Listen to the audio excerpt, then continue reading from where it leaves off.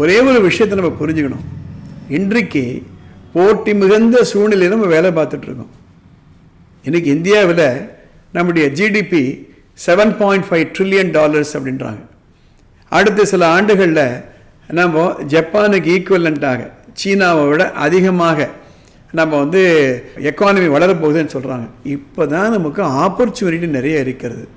இந்த வாய்ப்புகளை நமக்கு சாதகமாக பயன்படுத்திக்கிடும்.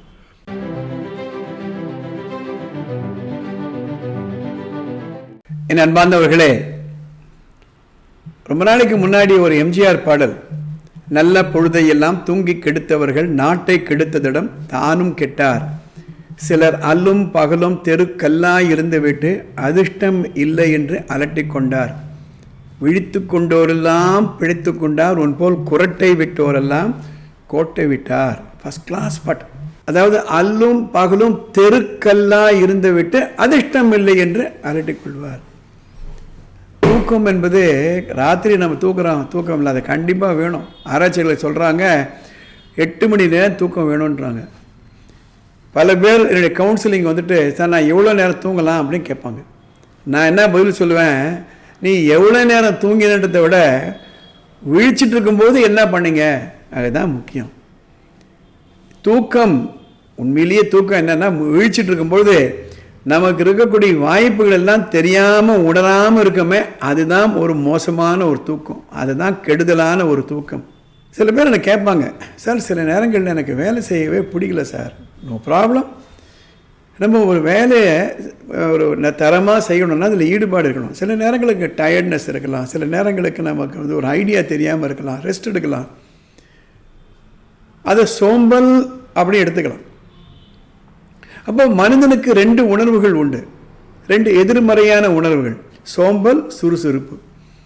சில நேரங்கள் நம்ம சோம்பலாக இருப்போம், சில நேரங்களில் நம்ம சுறுசுறுப்பாக இருப்போம். தப்பு கிடையாது, எப்போவுமே சுறுசுறுப்பாக இருக்க முடியாது. ஒரு வண்டியை தொடர்ந்து ஓட்டிகிட்டே போகிறவங்க பாருங்கள், ஹீட் ஆகிடும். அதுக்கு ரெஸ்ட்டு வேணும், அதை மெயின்டைன் பண்ணணும். ஆனால் நீங்கள் இப்போ நான் சொல்கிற 2 வார்த்தைகளை எழுதிக்கோங்க. Primary mode, secondary mode. Primary mode அப்படின்னா பொதுவாக நீங்கள் சுறுசுறுப்பானவரா. செகண்டரி மோடு அப்படின்னா சில நேரங்களில் நீங்கள் சோம்பலாக இருக்குவீங்களா. இப்போது ப்ரைமரியாகவே நான் எப்போவுமே கடுமையாக உழைப்பேன், சில நேரங்களில் ஜாலியாக அப்படியே தூங்கிடுவேன். 6 நாள் நம்ம உழைக்கிறோம், 7வது நாள் நிதானமாக எழுந்திருக்கலாமே. ஒரு அந்த விறுவிறுன்னு வேலை பார்க்காம இருக்கலாமே. அன்றைக்கி டைமையே பார்க்காம நம்ம நடந்துக்கலாமே. நல்லா ரெஸ்ட் எடுப்போமே. ஒன்றுமே பண்ணாமல் வானத்தை பார்த்துட்டு உட்காந்துருக்கலாமே. தப்பு கிடையாது. That should be the secondary mode. ஆனால் சில நேரங்களில் ப்ரைமரி மோடு லேசினஸ், முழுமையான நேரத்தை நம்ம வேஸ்ட் பண்ணிவிடுவோம். செகண்டரி மோடு அப்பப்போ நம்ம வேலை பார்ப்போம். இங்கே தான் பிரச்சனையே வருது. ஒரே ஒரு விஷயத்தை நம்ம புரிஞ்சுக்கணும்.